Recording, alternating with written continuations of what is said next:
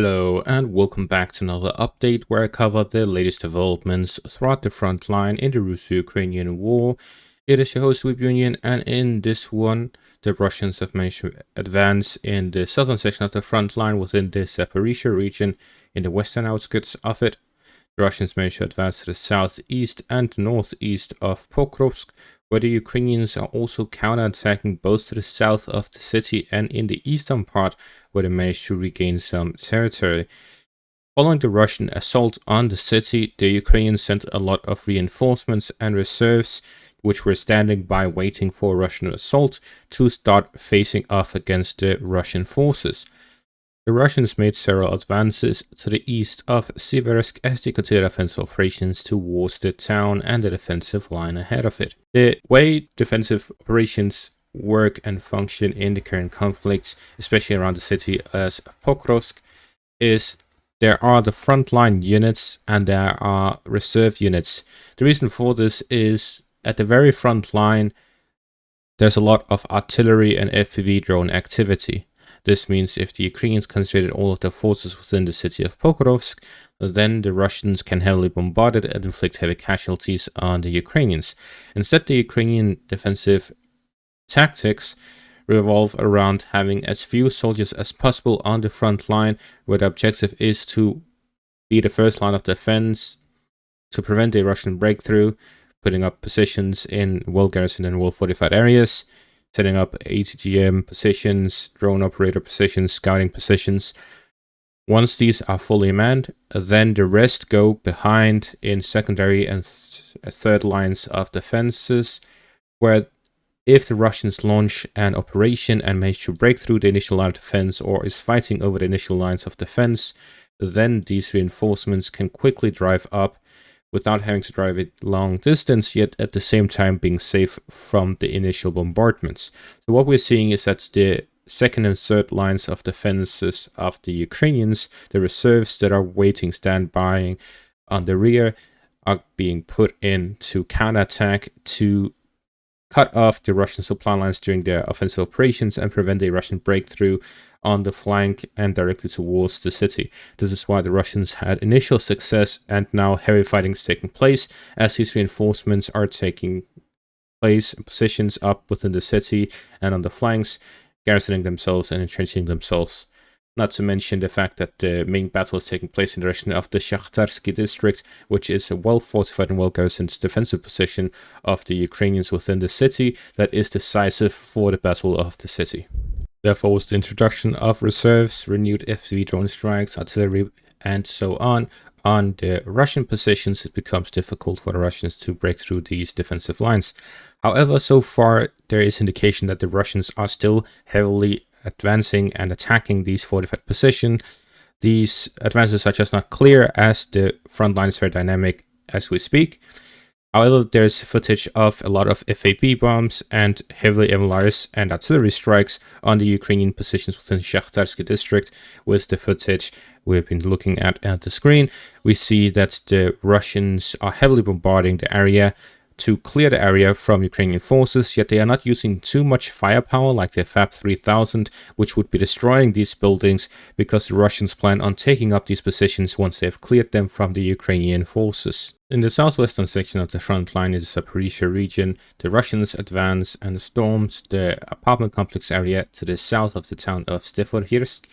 With this, the Russians have managed to gain positions within the southernmost buildings. We can see the concentration of buildings is stronger and more dense in the northern parts, while the southern parts has the school area and just a few buildings. This means that the initial foothold is also the easiest part of the battle that is taking place over this apartment complex area, but the direct storming comes following the capture of these fortified positions to the south of it. Getting control of it will allow the Russians to start fighting over the remaining parts of the Ukrainian positions south of the river line here in the Severnyi direction, similar to the Kamyansky direction prior to the Russian capture of the town. The Russians are advancing slowly along the Dacha area here to the southwest, while storming the apartment complex area, which will open up the road for further offensive operations into the next residential direction. However, the Ukraine still has the defensive line just northeast of Severnyi, which means the Russians will be unlikely to advance beyond the town or just the southern parts of it. Instead, the Russians will likely focus on gaining control over the apartment complex area, having a garrison within it that gives the Russian forces an advantageous position for reconnaissance to detect positions of the Ukrainians, which they can bombard with FAB bombs and long-range artillery strikes, while at the same time clearing the southern bank, preventing the Ukrainians from launching counterattacks with a defensive line along the river line as a natural barrier and the apartment complex area as an outpost. The Russians also managed to advance here to the southeast of Pokrovsk, gaining control over a bunch of forest lines here to the southwest of the fortified positions and industrial area, with an apartment complex building and industrial buildings here to the northeast, with several fortified positions as well. The Russians here cutting off the supply lines, gain control over it, and secure supply lines between Rodivka and Mikhailivka to recapture the town and strengthen their positions on the western bank of the Severnyi River. The Ukrainians in turn counterattacked in the direction of Razina. According to the reports and geolocated footage, there was some Ukrainian presence within the town of Razina itself. However, the date of it isn't clear. There was some satellite imagery from 3 weeks in between, which shows how the ground became drier in the end of July compared to the start of July, where the Russians first captured the town, and the video that showed Russians bombing Ukrainian positions within Razina took place with some clips changing. So it was heavily edited, not making it clear when it was taken, recorded, and uploaded. With regards to these developments, it is possible the Ukrainians are within Razina. However, it is for sure that they have recaptured some fortified positions west of Razina, and that the road towards Razina may be open, with the Ukrainians moving through the forest lines here to the west of the town, bypassing the fortified positions under Russian control to the southwest of the town. This also indicates that the Russians haven't properly garrisoned their positions along these settlements along the river line, meaning that the presence of Russian forces is not very dense here across the river line, and that their focus is instead in the northern flank, where the Ukrainians still have a strong presence in the direction of Donetsk, and with the introduction of reinforcements, they'll be continuing to pressure the Russian positions across the river line to try and kick them back across and re-establish themselves along the fortified positions along the river line. It'll be interesting to see whether the Ukrainians will be able to secure the northern flank of Pokrovsk and stop the Russian offensive towards the city, or if the Russians will be able to defeat the Ukrainian counterattacks, establish themselves in the settlements along the highway leading into Pokrovsk, and physically cut it off for the operational encirclement of the city, allowing their forces fighting within the city in the southern flank to achieve more success over the frontline positions and the garrisoned areas of the Ukrainians within it. To the northern direction of Nikhanorivka, where the Russians are fighting over the town, they managed to secure a secondary supply route into the town from the east along the reservoir area and the river lines. To the northeast of this, the Russians are storming Volodymyrivka and the town of Shakhove, gaining control over the roads here to the northeast and to the southeast of Volodymyrivka, where they are storming the settlements from the northern and southern banks of the river line, attacking it from the southern, southeastern and northeastern directions, and fighting taking place on the outskirts of both of these settlements. In the direction of Volodymyrivka, there are reports of Russian presence in the southern, eastern and northern parts of the town, where the Ukrainian defenses center around the central parts and western parts of it. While in the direction of Shakhove, there are reports of a Russian foothold in the southern parts of the town. However, it is not clear how the Russians have managed to establish them. They could be attacking from the south through the northern bank of the river line. However, there is no confirmation of the actual location of these positions yet, therefore I'm leaving it in the gray zone until further confirmation arrives. With Russian capture of the defensive lines and the fortified positions allow them to have roads leading directly into these settlements, getting control over both of which will further reduce the connection of supplies between the town of Rushkivka with Pokrovsk. In the Seversk section of the front line, significant developments have taken place here. The Russians were geolocated to the east of Seversk, fighting over the fortified positions of the Ukrainians along the road connecting the northern and Seversk section of the front line.